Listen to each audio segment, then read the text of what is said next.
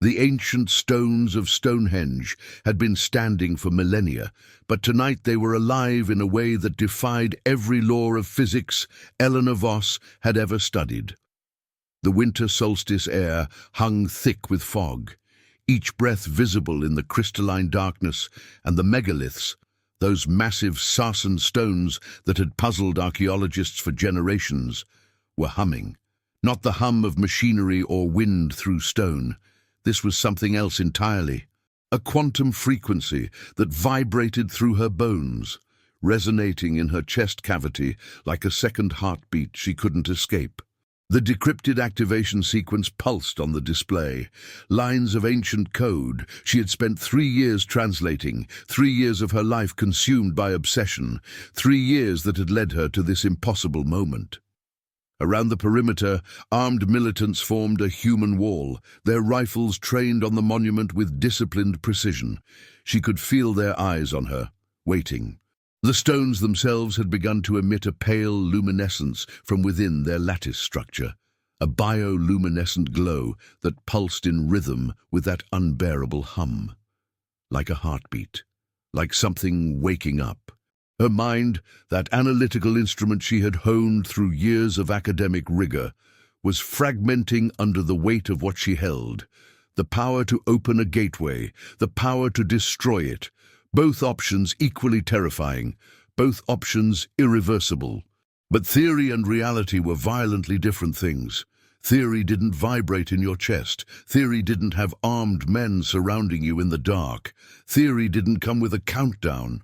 Temporal distortions flickered across her peripheral vision, ghostly afterimages of the stones in different configurations, echoes bleeding through from parallel timelines where different versions of herself had already made this choice. In one flash, she saw the stones arranged in perfect geometric precision, glowing with that alien light. In another, she saw them collapsed into rubble, smoking in the pre-dawn darkness. Which version of Eleanor Voss would she become? Our destiny, a fragment of Sumerian cuneiform that had made her blood run cold the moment she translated it. The gate is sealed for the protection of the children. She had spent her entire career searching for this moment, the validation of her theories, the proof that humanity's origins lay beyond Earth, beyond the neat evolutionary narratives that mainstream science clung to. She had sacrificed relationships, tenure opportunities, her reputation among colleagues who dismissed her as a fringe theorist chasing myths.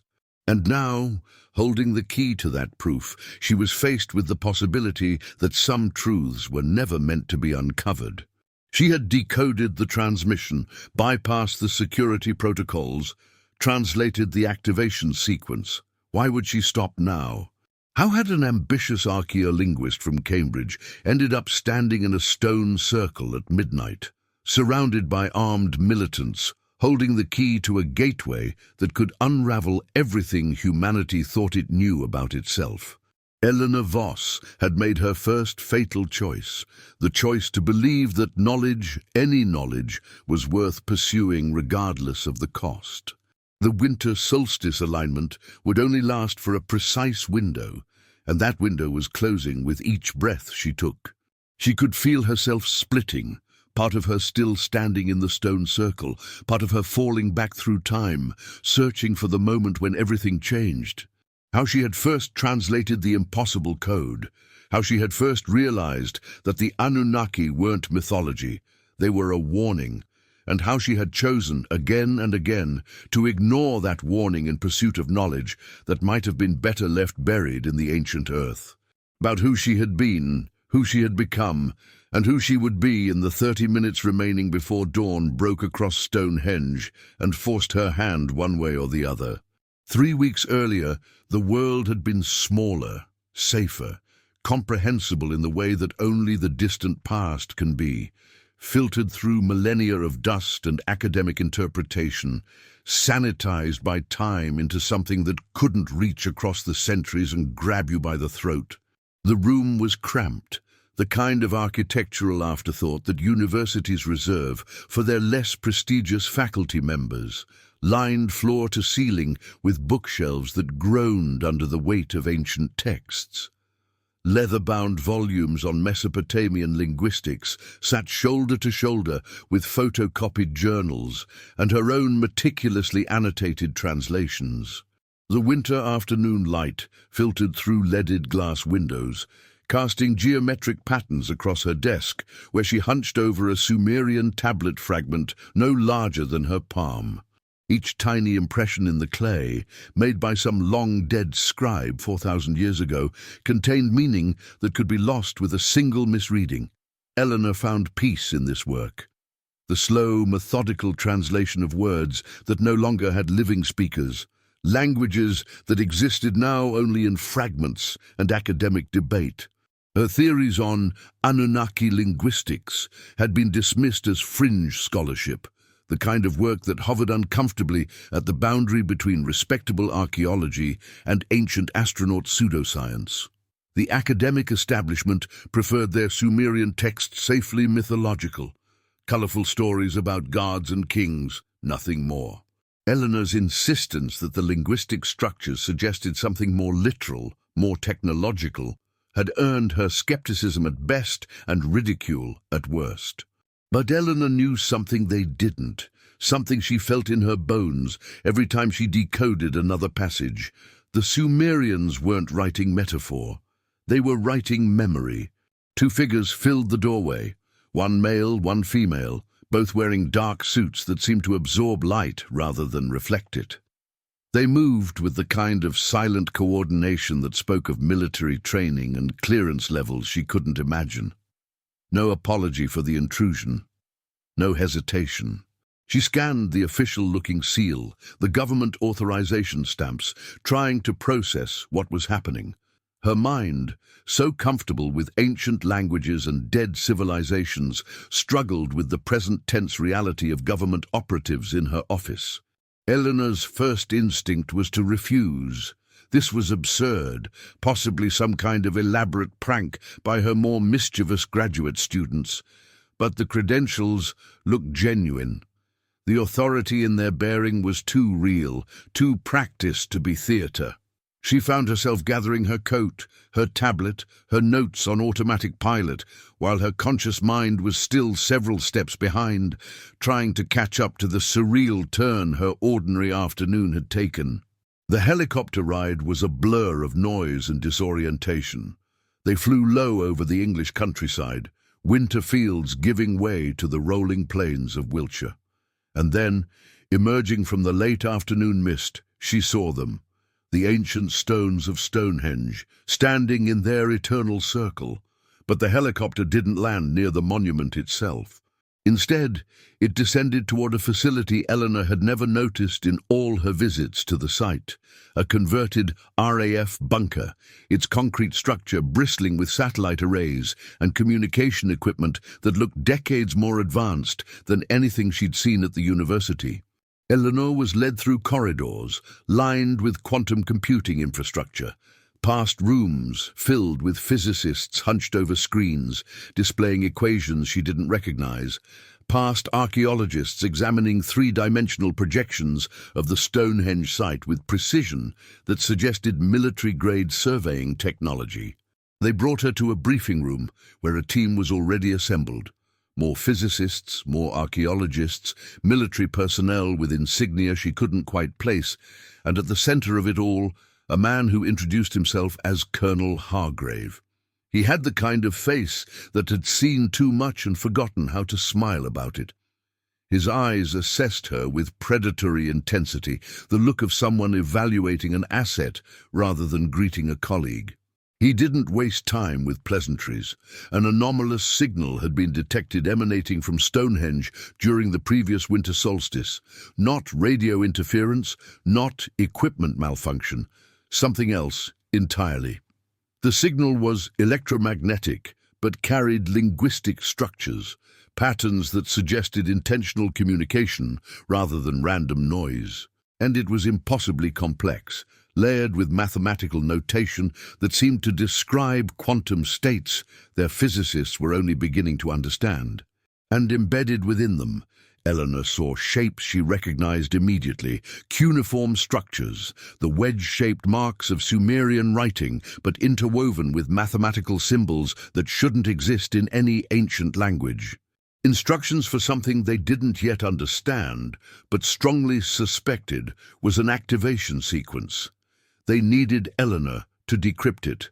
She was, according to their research, the world's leading expert on Anunnaki linguistic structures, even if the mainstream academic community refused to acknowledge it. She had spent years arguing that the Anunnaki texts contained technological references, that the Sumerian language possessed structures too precise, too algorithmic to be simple mythology. And here it was, displayed in electromagnetic waveforms and quantum notation, validation of everything she'd theorized, everything she'd been mocked for believing.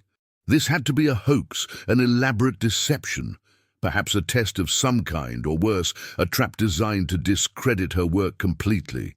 The signal data couldn't be real. Ancient civilizations didn't broadcast quantum-encoded transmissions. Dead languages didn't suddenly start speaking through electromagnetic radiation. It violated everything rational, everything scientific. The signal data was real. She could see it in the physicists' faces, in the military precision of the facility's response, in the quantum computing power being devoted to analysis. She examined fragments of the linguistic patterns more closely, zooming in on sections that Hargrave's team had isolated. The structures echoed Mesopotamian grammar, the verb-subject-object ordering she knew intimately from years of translation work.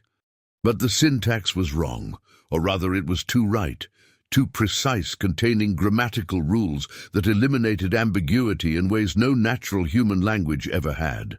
Every objection her rational mind raised was met with data she couldn't dismiss. The signal had been recorded by multiple independent monitoring stations. The linguistic patterns matched her own unpublished research with uncanny accuracy. The mathematical notation, when analyzed by the facility's quantum physicists, described real physical processes, gates, thresholds, alignment vectors keyed to celestial mechanics. Colonel Hargrave watched her with that predatory patience, saying nothing while she processed, while she struggled against the implications. He knew what her answer would be before she did.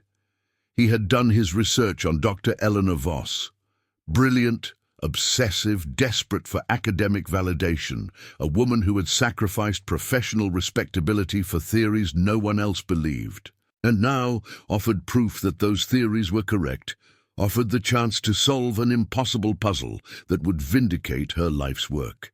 She would prove that her theories about Anunnaki technology had been right all along.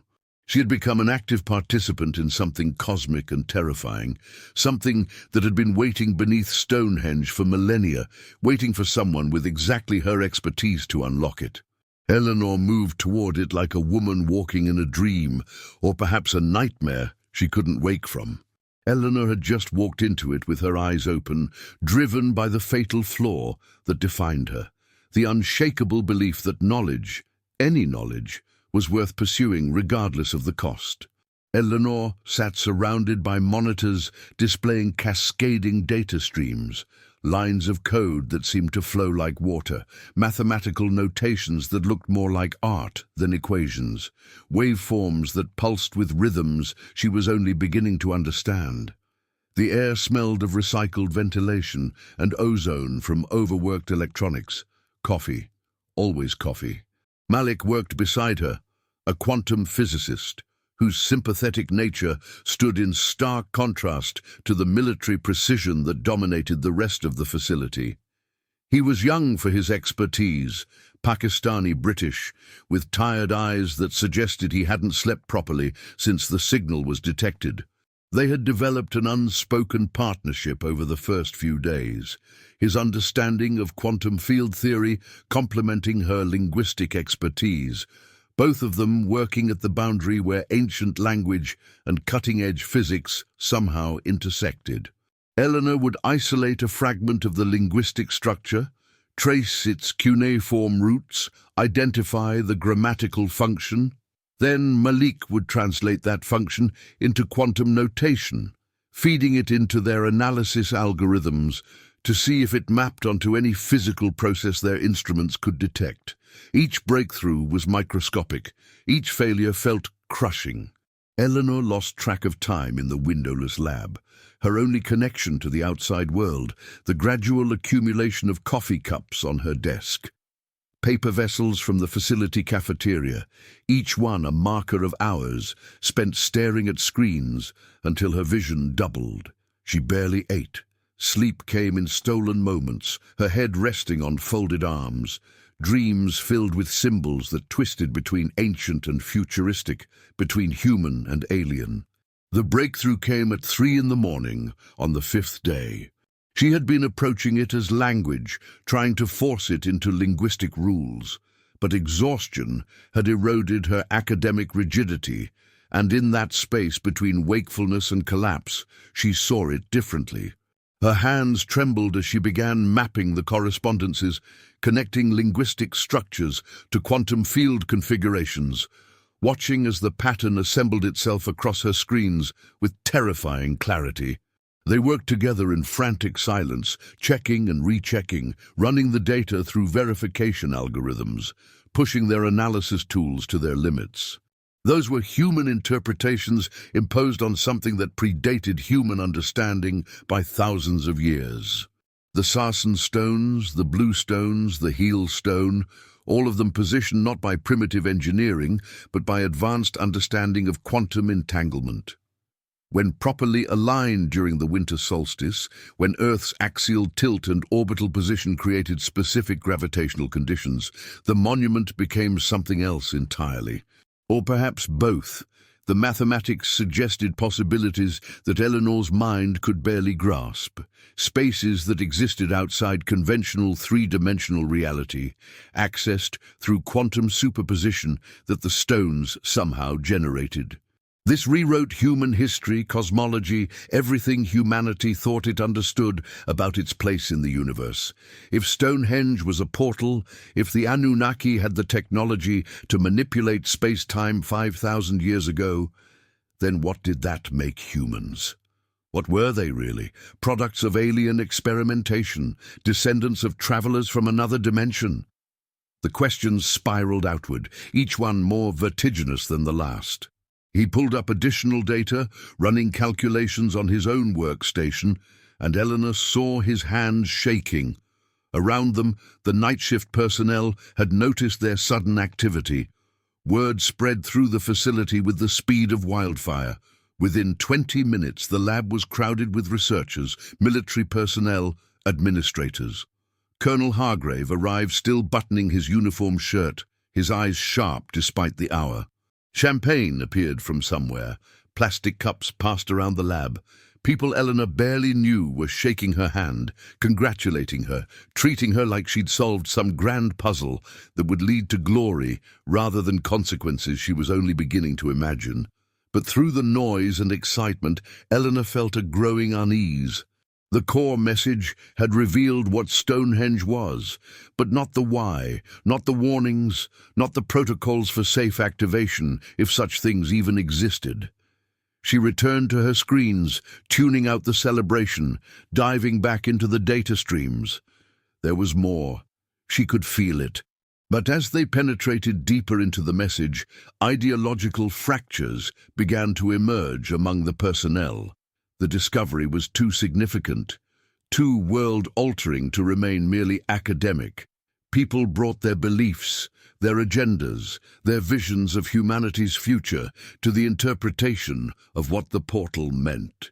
She would see him disappearing into secure conference rooms with a faction of military personnel and civilian advisors she didn't recognize, men and women in expensive suits who moved through the facility with the confidence of people accustomed to power. Once, passing a partially open door, she overheard fragments of their conversation. Strategic advantage. one voice said.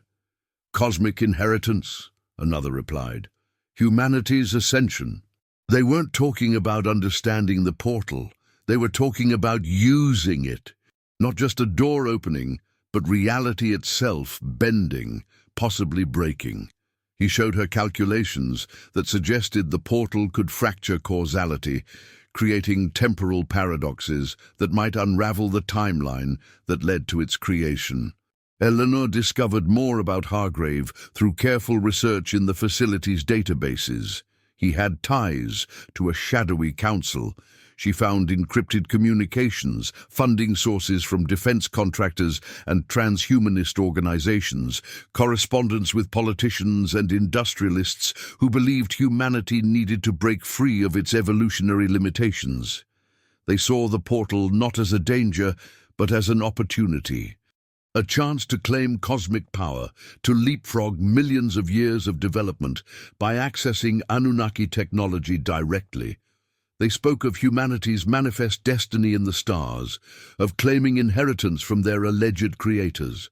They argued that humanity couldn't afford to ignore this opportunity, that other nations might detect the signal and reach the same conclusions, that hesitation was weakness. On the other side, Malik led a growing group of scientists who urged extreme caution. They wanted years of additional research, simulations, safety protocols. They spoke of the precautionary principle, of risks that outweighed any potential benefits. Eleanor found herself caught between the factions, paralyzed by her own fatal flaw. Her intellectual obsession demanded she complete the decryption, uncover every layer of the transmission, understand the technology fully. That hunger for knowledge pushed her to keep working, keep translating, keep revealing the portal's secrets, even as the danger became clearer. But another part of her, quieter, easier to ignore, whispered warnings she didn't want to hear. Warnings about responsibility, about consequences, about knowledge that should perhaps remain buried. The puzzle had to be solved, the mystery had to be penetrated, regardless of what lay on the other side. He had been reviewing the quantum models again. The mathematics were becoming clearer, and what they revealed was terrifying. The portal didn't just open a doorway, it created a nexus point where multiple timelines could converge. Activating it during the winter solstice alignment would collapse quantum probabilities across a region that might extend beyond Earth itself. Reality would become fluid, mutable. The very concept of a stable timeline might cease to exist. Eleanor's hands stilled on her keyboard. She should have been horrified. She should have immediately called for the project to be shut down. But instead, she felt a perverse excitement. This was bigger than she'd imagined, more profound, more impossible. The academic in her wanted to document it, study it, understand it completely before making any judgments about whether it should be activated. His disappointment was visible, but he said nothing. What was there to say? They were both trapped now, caught in machinery larger than themselves. The knowledge couldn't be unknown. The discovery couldn't be unmade. They could only move forward into whatever consequences awaited. And Eleanor continued decrypting, driven by the fatal flaw that defined her, unable to stop herself from pursuing forbidden knowledge, even as she stood at the edge of an abyss that might consume not just her, but all of human reality itself. Eleanor's finger trembled as she positioned the cursor over the input field. Around her in the lab, the team had gathered without being summoned, sensing through some collective instinct that this was the moment, the breakthrough, the completion. Words that hadn't been read by human eyes in 5,000 years, suddenly blazing into clarity under fluorescent lights in a converted RAF bunker. The translation algorithms kicked in, parsing the grammar, mapping the mathematical notation, reconstructing meaning from symbols that bridged ancient and modern, human and alien. Eleanor could feel their breath, their excitement, the electric anticipation that crackled through the confined space. Someone started reading aloud, technical specifications for the portal activation sequence, quantum field coordinates keyed to the winter solstice alignment, instructions precise enough to follow, but complex enough to demonstrate mastery of physics that shouldn't have existed millennia before Newton. Plastic cups were distributed with ceremonial gravity. Colonel Hargrave pushed through the crowd, his hand landing heavy on Eleanor's shoulder, his grip possessive. He raised his cup in a toast, to Dr. Voss, to human ingenuity, to the threshold of a new era. People cheered. The celebration unfolded around Eleanor like a wave she couldn't escape, carrying her along in its momentum. An anomaly in the final segment of the decoded text. A recursive linguistic pattern that shouldn't have been there.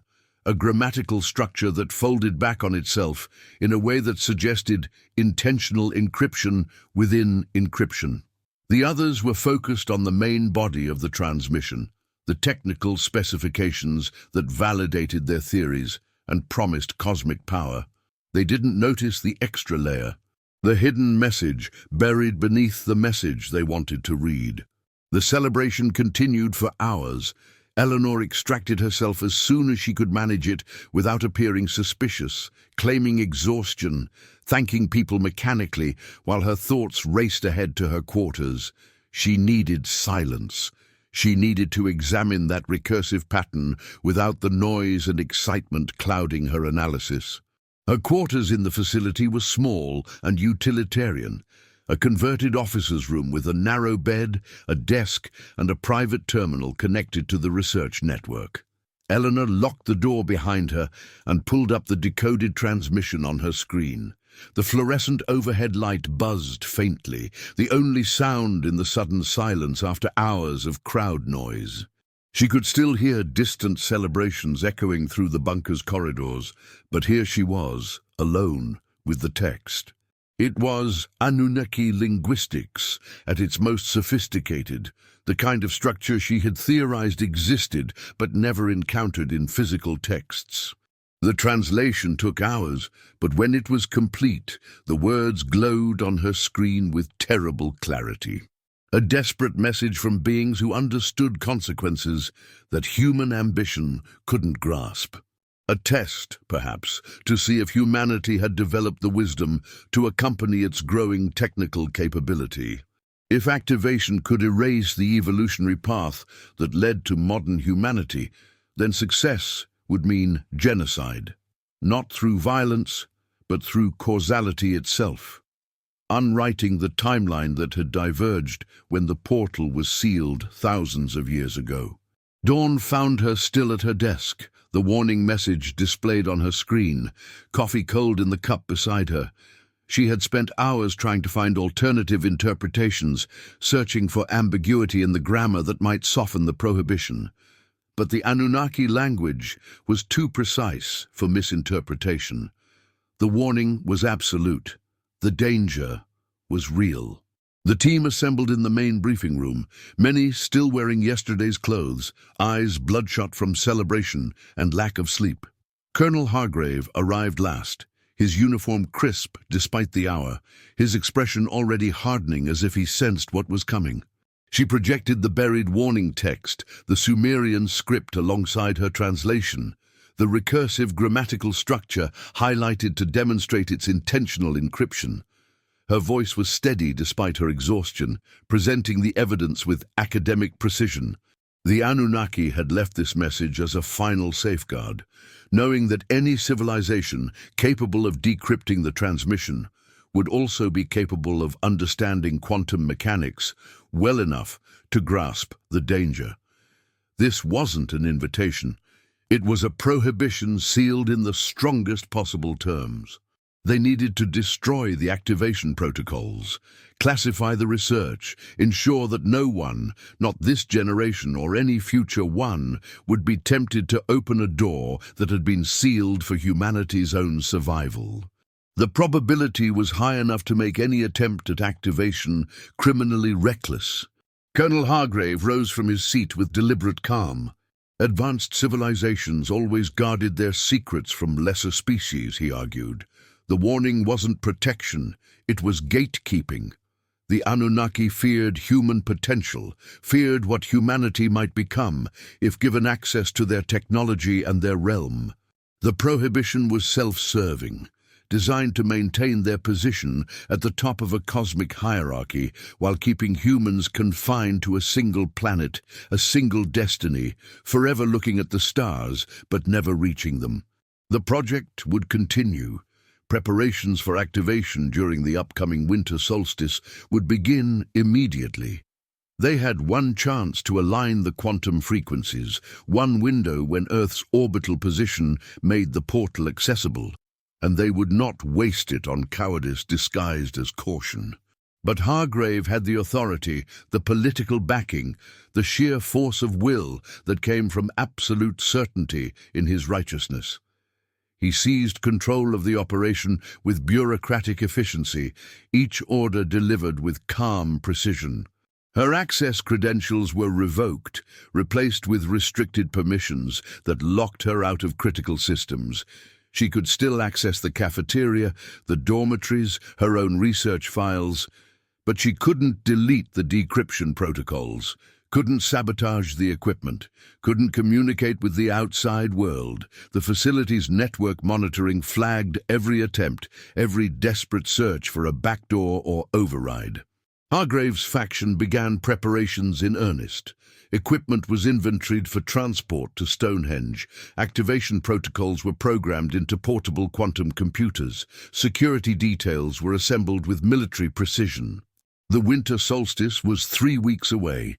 They had exactly that long to position everything at the monument, calibrate the quantum field generators to match the portal's frequencies, and complete the activation sequence during the narrow window when celestial alignment made it possible. Her obsession with forbidden knowledge had played directly into Hargrave's agenda. He had never cared about understanding the Anunnaki or learning humanity's cosmic origins. He cared about power. The kind of power that came from controlling a gateway to another dimension, another world, another realm of existence entirely.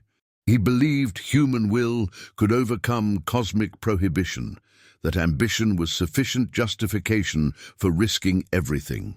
And she had just given the tools to unwrite their existence to a man who saw warnings as challenges and caution as cowardice. The holding room was Spartan in the way that military facilities achieve, stripped of anything that might provide comfort or distraction. 4 concrete walls painted institutional beige, a single fluorescent light panel recessed into the ceiling that hummed with the persistence of a trapped insect. No windows. A narrow cot bolted to the floor, a steel toilet sink combination in the corner, and nothing else. Ildina sat on the edge of the cot, her body present but her mind somewhere else, cycling through failure and consequence with the relentless precision of a machine stuck in an infinite loop. The bunker's soundproofing was designed to contain classified conversations, but it couldn't completely suppress the bass frequencies of heavy equipment being moved, the rhythmic thud of boots in formation, the mechanical whir of machinery being loaded onto transport vehicles. Hargrave's operation was mobilizing. Every sound was a countdown she couldn't stop, marking the hours until the winter solstice alignment that would give him his window of opportunity. Through the narrow reinforced window in the door, more observation port than actual window, Eleanor caught glimpses of personnel moving through the corridor beyond. Most ignored her cell entirely, too focused on their assigned tasks to spare attention for a detained scientist. But once, during what she guessed was late afternoon, based solely on the intensity of activity, she saw Dr. Malik being escorted past her door by armed guards. His hands were restrained behind his back. He moved with the stiffness of someone who had been hurt and was trying not to show it. Eleanor pressed against the door, her breath fogging the small window, trying to make eye contact, to communicate something, solidarity, apology, desperate hope. But Malik's eyes were unfocused, looking inward at damage she couldn't see. The guards moved him quickly past her cell, their grips professional and unyielding, disappearing around a corner before she could call out. Was he being held in another cell? Was he injured? The guard left without answering, the door's magnetic lock engaging with a definitive thunk that resonated in Eleanor's chest like a closing casket lid. He had accessed the quantum computing systems during a night shift, trying to introduce errors into the calibration algorithms that would make successful portal activation impossible. But Hargrave's security protocols had been tighter than Malik anticipated. He'd been caught before completing the sabotage, and the response had been swift and severe. The conversations were too fragmented, too carefully vague. But the silence that surrounded his name afterward was the kind of silence that suggested consequences too final to discuss casually. Eleanor felt that silence as a physical weight pressing down on her chest, making it hard to breathe. The weight of failure was crushing, not the abstract failure of an experiment that didn't work, but the visceral failure of having set catastrophe in motion and being powerless to stop it. Her intellectual arrogance had led her directly into this trap. She had believed knowledge was always worth pursuing, that understanding was its own justification, that the universe owed humanity its secrets if they were clever enough to uncover them. Decrypted the transmission, handed Hargrave the tools to potentially erase human existence. And now she sat in a cell, monitored by cameras, guarded by armed personnel, completely powerless to close what she had opened. 48 hours until humanity's timeline might end, not with violence or climate catastrophe or nuclear war, but with causality itself collapsing. The evolutionary path that led to modern humans being erased by the opening of a door that should have stayed sealed. Eleanor stared at the concrete walls, their texture becoming almost hallucinatory as exhaustion and despair blurred her vision. The cold crept into her bones. The facility's heating was adequate for activity, but insufficient for someone sitting motionless for hours, replaying their mistakes on an endless loop. Every person who would be erased if the portal activation succeeded, every human who existed because the gate had been sealed thousands of years ago, allowing humanity to develop along a divergent evolutionary path. All of them dependent on Eleanor finding a way to stop Hargrave, and Eleanor trapped in a cell with concrete walls and a humming fluorescent light that was beginning to feel like the only constant in a universe collapsing around her. The muffled activity beyond her cell gradually quieted as night shift replaced day shift, as the facility settled into whatever passed for rest when preparing for an operation that might end the world. Eleanor lay on the cot, staring at the ceiling, too exhausted to sleep, too wired with despair and caffeine withdrawal to find any peace. Her mind kept racing through the problem, searching for solutions that didn't exist, trying to find some overlooked detail that might provide leverage she no longer possessed. Some detail she might have missed in her obsession with solving the puzzle. And then something struck her, a pattern within the warning itself that she hadn't fully examined because she'd been focused on the warning's content rather than its structure. There was nothing except concrete and steel and the unchanging fluorescent light. Eleanor's hands shook as she retrieved it, the small cylindrical object feeling impossibly precious. Her hands moved with desperate urgency, mathematical notation flowing from memory, linguistic structures translated into symbolic representations. Eleanor had been that someone, but she'd been so focused on decrypting the warning itself that she hadn't looked deeper into its architecture. The portal wouldn't just remain dormant, it would be destroyed at the quantum level, its exotic matter configurations dispersed beyond any possibility of reconstruction. If humanity chose to heed the warning and deploy the failsafe, the gateway would be sealed permanently.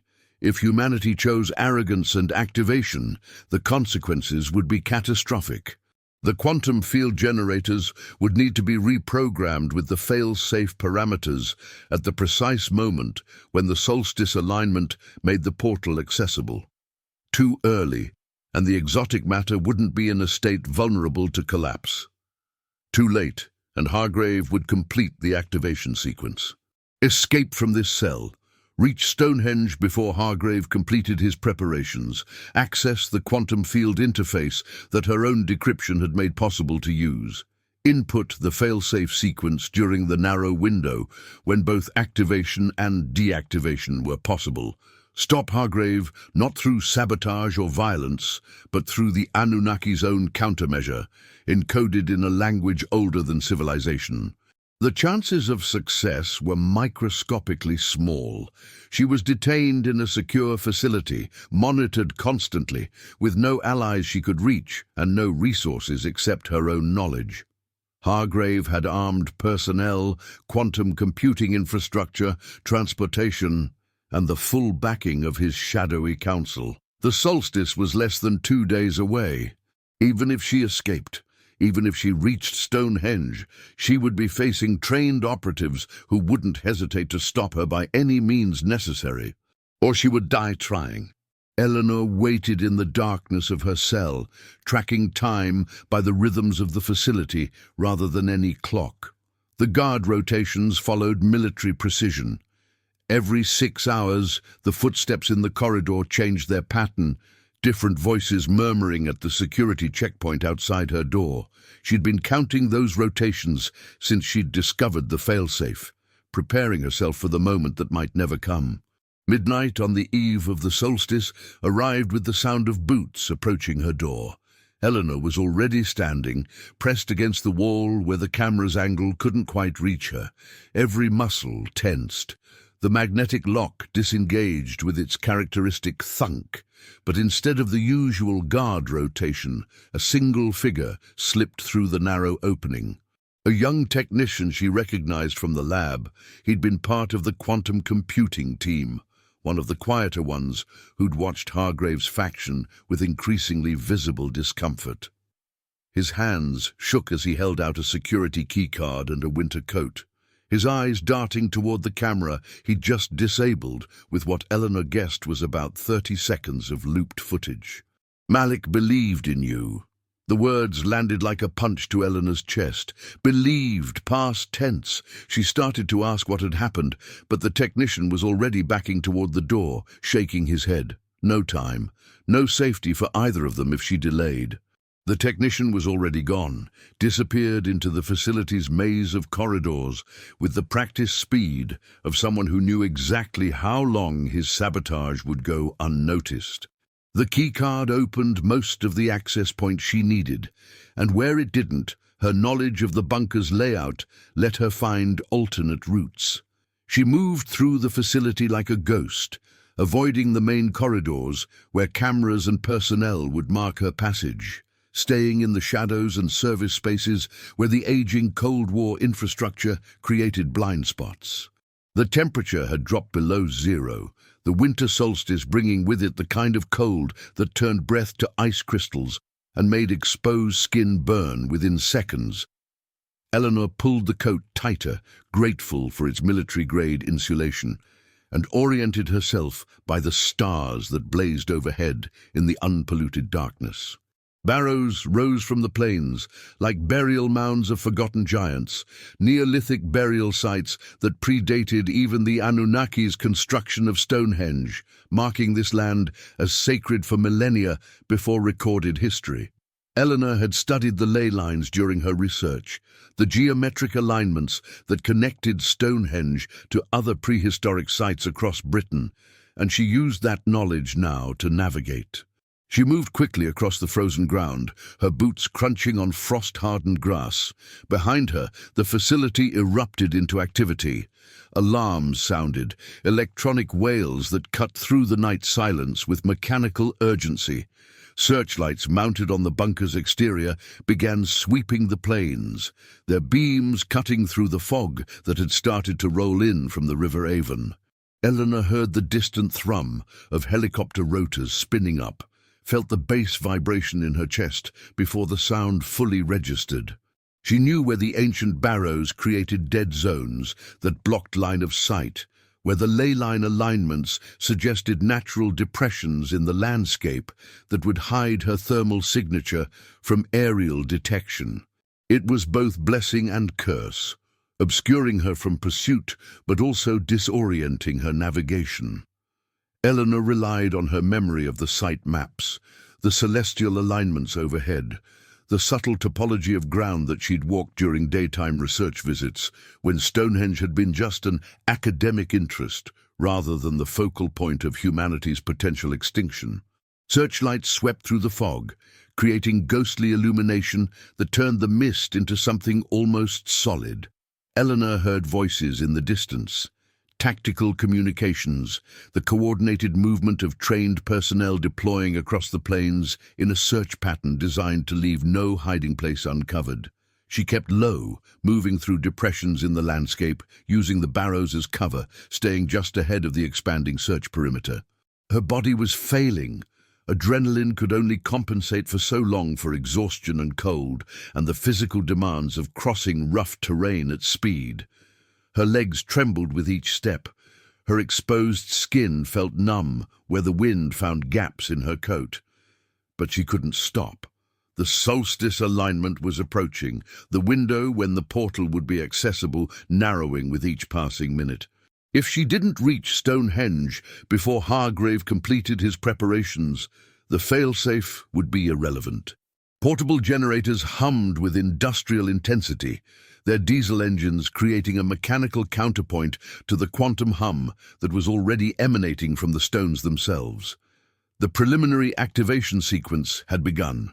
Quantum resonance equipment surrounded the stone circle, field generators that Eleanor recognized from her work at the facility, devices that could manipulate the exotic matter states the Anunnaki had somehow embedded in the megaliths millennia ago. Militants patrolled the perimeter with military precision, their thermal imaging goggles scanning the fog, their weapons held with the casual competence of people who had done this kind of security work countless times before. The stones themselves were glowing, not the pale luminescence Eleanor had seen in her vision of this moment, but a faint azure shimmer that seemed to emanate from within the sarsen structure itself.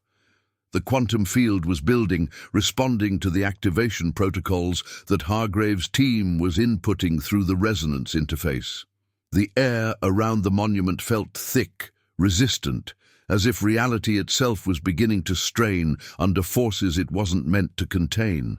Eleanor circled the site, staying beyond the range of the searchlights and thermal scanners, searching for a weakness in the security cordon. The perimeter was professional, thorough, designed to prevent exactly what she was attempting. But professional security had patterns, and patterns could be exploited if you understood them well enough. Eleanor watched the patrol rotations, timed the searchlight sweeps, analyzed the gaps between observation points. She found her opportunity in the drainage infrastructure. Stonehenge sat on a slight rise, but millennia of weather had required modern caretakers to install culverts and drainage systems to prevent the site from flooding during heavy rains. Eleanor had noted these during her initial site survey, prosaic details of preservation that the tourist materials never mentioned. One of those culverts ran beneath the outer security fence, emerging within the stone circle itself, at a point the security team had apparently deemed too small and structurally awkward to warrant specialized monitoring. She forced herself through, the coat catching on rust and sharp edges, her body scraping against cold metal that conducted the winter temperature with vicious efficiency. The space was barely wide enough for her shoulders, and for a terrible moment, she thought she would become stuck, trapped in the darkness beneath the earth, while above her Hargrave activated the portal and erased everything. But she pushed through, emerging on the other side covered in mud and freezing water, gasping for breath in the quantum-thick air within the stone circle itself. She rolled behind one of the smaller bluestones, pressing herself into shadow and fog, giving her body a moment to stop shaking from cold and exertion and terror. The megalithic stones towered above her, their ancient presence now humming with the accumulated quantum energy that centuries of dormancy were releasing. Eleanor could feel it in her bones, the same resonance she had experienced in her vision, the feeling of reality preparing to tear itself apart at the seams. The stones glowed brighter, responding to the activation sequence, their sarsen surfaces pulsing with rhythms that seemed almost biological. At the center of the circle stood Colonel Hargrave, tablet in hand, orchestrating the final alignment with the focused intensity of someone who had bet everything on this moment and couldn't conceive of losing. His face was illuminated by the screen's glow, making him look almost spectral in the fog and quantum shimmer. Around him, technicians monitored equipment displays, adjusted field generator parameters, prepared for the moment when celestial alignment and quantum resonance would converge to open a doorway that had been sealed for humanity's protection. She stepped forward into the circle's center, into the space where the quantum field was strongest, where reality felt most fragile. But she was inside the circle now, at the threshold of the moment that had haunted her visions since standing in that holding cell and discovering the Anunnaki's final gift. The timeline had converged with the opening scene, Eleanor standing within the stone circle, militants surrounding her, 30 minutes until sunrise, when the solstice alignment would reach its peak and force a choice that could never be unmade. Now came the impossible decision, standing at the threshold between activation and destruction, between human ambition and cosmic prohibition, with the fate of humanity's timeline suspended in the quantum frequencies humming through stones that had witnessed 5,000 years of history and might witness its ending. Hargrave turned to face Eleanor, his expression shifting from surprise to something colder. Not anger exactly, but a kind of glacial fury that spoke of absolute certainty meeting absolute opposition.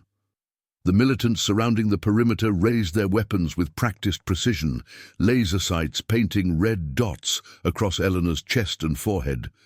But Hargrave's hand rose in a signal that froze them mid-action. Not yet.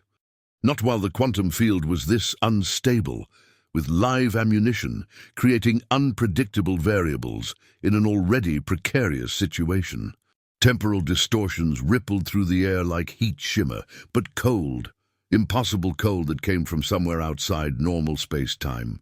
Anunnaki architects, beings that looked almost human but wrong in subtle ways, that made her hindbrain scream warnings, standing where she stood now, calibrating the stones with tools that glowed with the same quantum shimmer. And possible futures cascading like branching paths, versions of this moment where Hargrave succeeded, where the portal opened and reality fragmented into infinite contradictory timelines, each one erasing the others in an ontological catastrophe that human language had no words to describe. Hargrave spoke first, his voice cutting through the resonance with the practiced projection of someone accustomed to command. Our ascension, the chance to become what we were meant to be before the Anunnaki sealed us away from our cosmic inheritance. The portal hummed with promise, answers to questions that had haunted humanity since the first person looked at the stars and wondered where they came from. The Anunnaki didn't abandon us, they protected us. They sealed this gate because opening it would erase the evolutionary path that made us human. The warning is explicit, the mathematics are clear. If we activate this portal, we don't transcend, we cease to exist in any meaningful sense. Every great leap in human history required risk, the risk of extinction balanced against the possibility of transformation.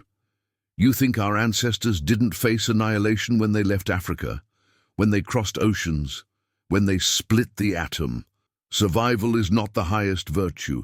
Advancement is, and if humanity must risk extinction to transcend its biological limits, then that is a risk worth taking. Eleanor could see the absolute certainty in his eyes, the zealotry of someone who had decided that his vision justified any cost. This wasn't about knowledge for him. It was about power, about forcing humanity through an evolutionary bottleneck, regardless of who survived. He was willing to gamble the entire species on his conviction that the strong would emerge transformed. The quantum field destabilized further, responding to the solstice alignment that was approaching its peak. The stones began to crack, not physically, but across dimensional boundaries Eleanor could only perceive through the distortions rippling the air. Energy bled from those cracks, exotic radiation that their instruments couldn't measure, but that Eleanor felt as pressure against her skin, in her lungs, behind her eyes. In minutes, perhaps seconds, the alignment would reach the exact configuration needed for activation. Hargrave's hand moved toward his tablet, fingers poised to complete the sequence. She dodged sideways, nearly slipping on the frost-slick grass, and input commands into her tablet with shaking hands. She used Hargrave's own equipment against him, redirecting the field generator's output to broadcast the counter-sequence instead of the activation protocols. They struggled at the center of the stone circle, both trying to access the quantum interface that would determine humanity's fate. Pain flared through her nervous system with white-hot intensity. Her vision tunneled, her legs nearly buckled, but years of academic obsession had taught her to focus through discomfort, to work through exhaustion and pain when the puzzle demanded completion. And this was the ultimate puzzle, the final translation, the last sequence to decode. Eleanor's focus narrowed to a single point: the tablet screen, the input commands, the harmonic frequency that would save or damn everything. Blood soaked through her coat, warm against her skin in contrast to the December cold. Hargrave's grip on her wrist tightened, trying to force her fingers away from the screen, but Eleanor had already completed enough of the sequence. The fail-safe frequency pulsed through the megaliths, not sound exactly, but a vibration that existed across multiple dimensions simultaneously, collapsing quantum probabilities that had been held in superposition for 5,000 years. The effect was immediate and absolute. The humming ceased so abruptly that the silence felt violent, oppressive, a physical presence pressing down on everyone within the circle. The temporal distortions snapped shut like a closing eye. One moment the air was thick with ghostly visions and branching futures. The next there was only cold December darkness and the approaching dawn. Eleanor could feel it happening through senses she didn't know she possessed. The exotic matter configurations that the Anunnaki had somehow stabilized within ordinary stone, collapsing back into conventional physics. The dimensional bridge that had been on the verge of opening now sealed beyond any possibility of reconstruction. The portal was destroyed, not dormant, not deactivated. Destroyed at the fundamental quantum level, ensuring that no future generation would ever face this choice again. Eleanor collapsed to her knees on the cold earth, still clutching her wounded shoulder, blood seeping between her fingers. The pain was becoming impossible to ignore, demanding attention her adrenaline had suppressed during the confrontation. But she had done it, deployed the failsafe, saved humanity by ensuring it would remain ignorant of its cosmic origins. Golden light spilled across the Salisbury Plains, bathing the ancient monument in warmth that felt almost miraculous after the quantum cold.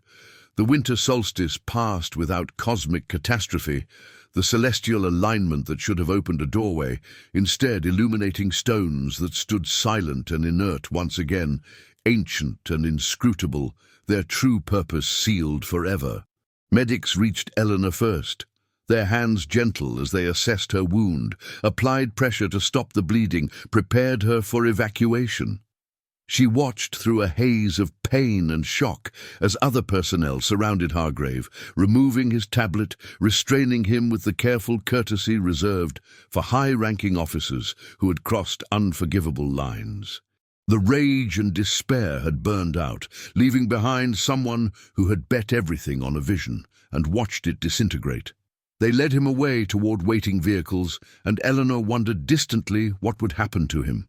Court-martial, imprisonment, or perhaps just retirement into obscurity with secrets he could never share.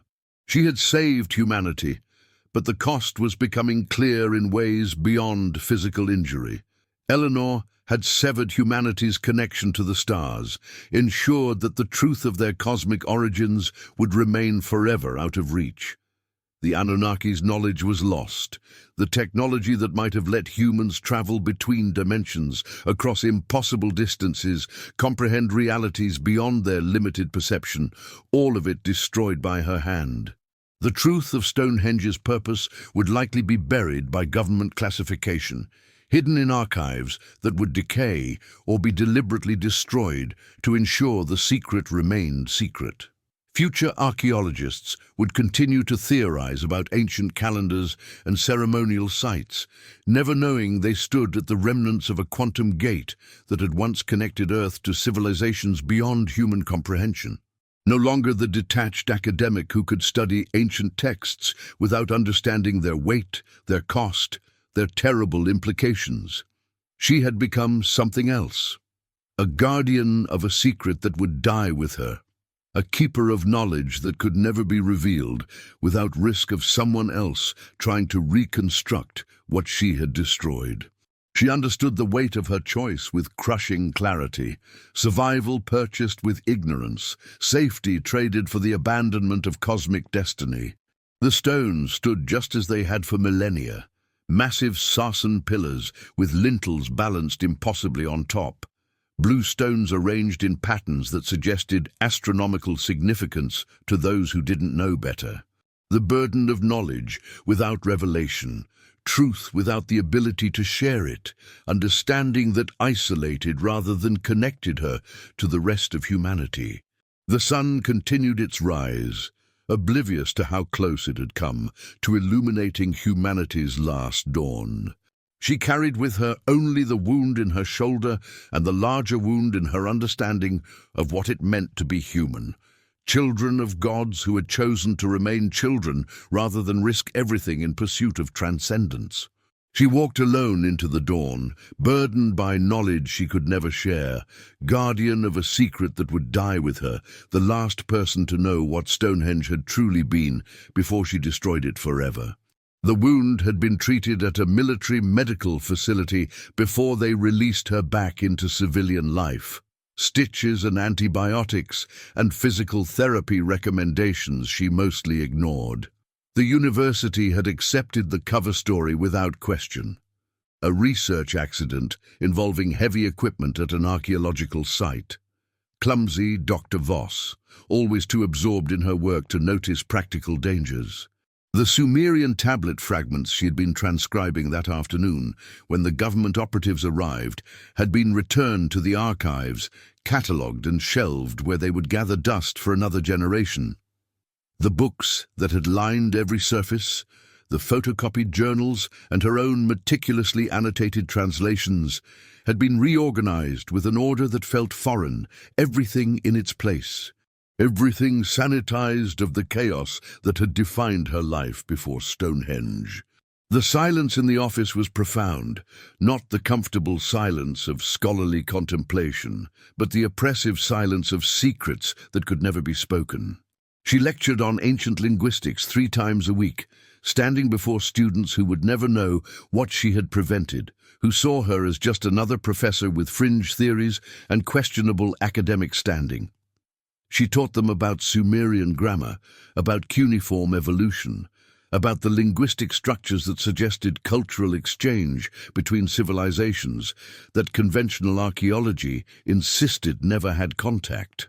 She translated texts with hands that had once held the fate of humanity, the same fingers that had input the fail-safe sequence while bleeding onto frozen ground now traced ancient symbols with mechanical precision, finding meaning in marks that dead scribes had pressed into clay 4,000 years ago.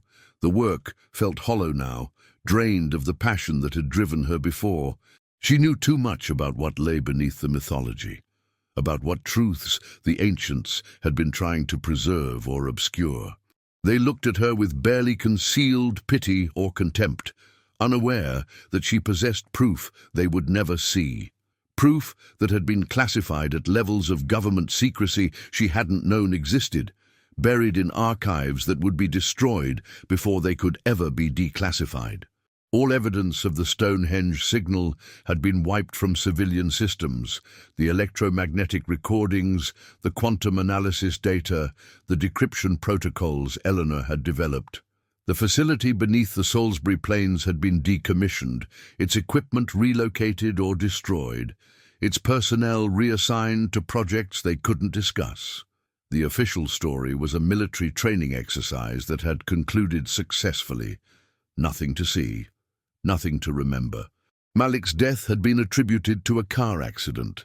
Eleanor had seen the obituary in the university newsletter, a brief paragraph noting his contributions to quantum field theory, his promising career cut short by tragedy.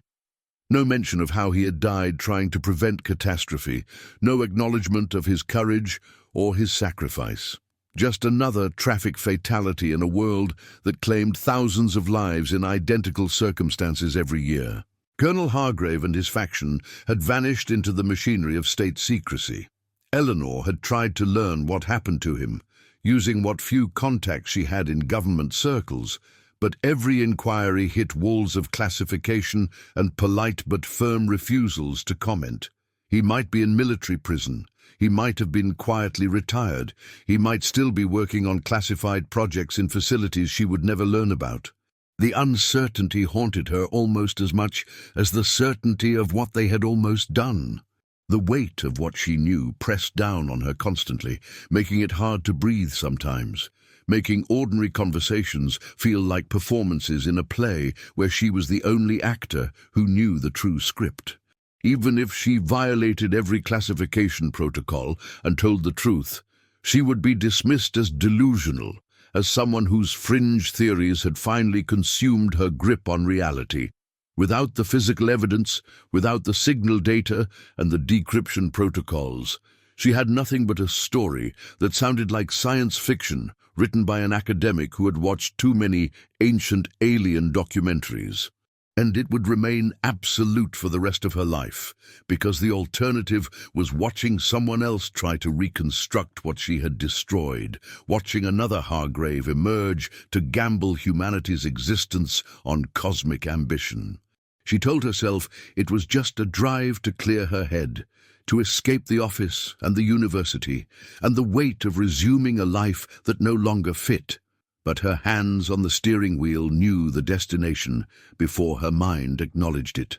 Eleanor climbed out of the car, pulling her coat tighter against the wind, and walked to the perimeter fence that kept tourists at a respectful distance from the ancient stones.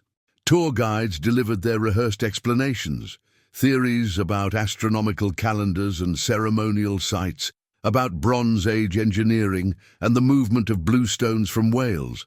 None of them true, all of them safe. An elderly couple walked hand in hand along the perimeter path, stopping occasionally to read informational plaques that described what archaeologists thought they understood about Stonehenge's purpose and construction. They looked exactly as they always had, ancient, inscrutable, yielding their mysteries only through careful measurement and scholarly interpretation that never quite captured the truth. She knew about the warning encrypted in an electromagnetic transmission that had taken her years of expertise to decode. She knew about the temporal paradox that would have unwritten human history if Hargrave had succeeded in forcing the portal open. Standing in the stone circle with a bullet wound bleeding through her coat and 30 minutes until sunrise, she had chosen survival over transcendence, ignorance over knowledge, safety over the terrible risk of cosmic destiny. Humanity would continue its evolution in isolation, never knowing what lay beyond the sealed gateway, never understanding their true origins or the civilizations that had created them. Eleanor thought about the fail-safe sequence she had deployed, the harmonic frequency that had collapsed the quantum field permanently. She thought about the Anunnaki architects who had built a door and then sealed it to protect their children, not to subordinate them, as Hargrave had argued, but to give them the chance to develop without the crushing weight of cosmic inheritance. The gate had been sealed out of love, not fear. Out of wisdom that understood some thresholds should not be crossed until you were ready, and humanity had proven catastrophically that it wasn't ready. The pursuit of forbidden knowledge had been her life's obsession, and it had led her directly to the moment where she had to destroy that knowledge to save everything she cared about.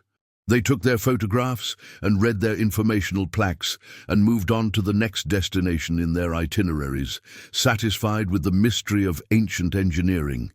They didn't need to know about quantum gates and temporal paradoxes and cosmic architects.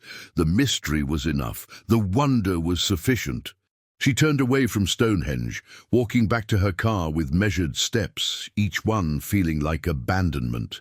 Behind her, the monument receded into the grey afternoon light, the stones standing silent and inert. Just ancient rocks arranged in patterns that suggested significance archaeologists would debate for generations. She drove into the gathering dusk, watching the monument shrink in her rearview mirror until it became just another feature of the landscape, insignificant against the vast plains. But she carried it with her always, the weight of the choice she had made, the silence of the stars that would never speak to humanity again, the burden of being the one who knew what had been lost to ensure survival. The road ahead was dark, lit only by her headlights cutting through the winter evening. Eleanor drove forward into that darkness, carrying knowledge that would die with her, guardian of a secret that had to remain secret, the last person to understand what Stonehenge had truly been before she destroyed it forever. Some children need protection from their inheritance until they are wise enough to recognize why it was hidden. And the stars would keep their distance, waiting for a humanity that might never be ready for what they offered.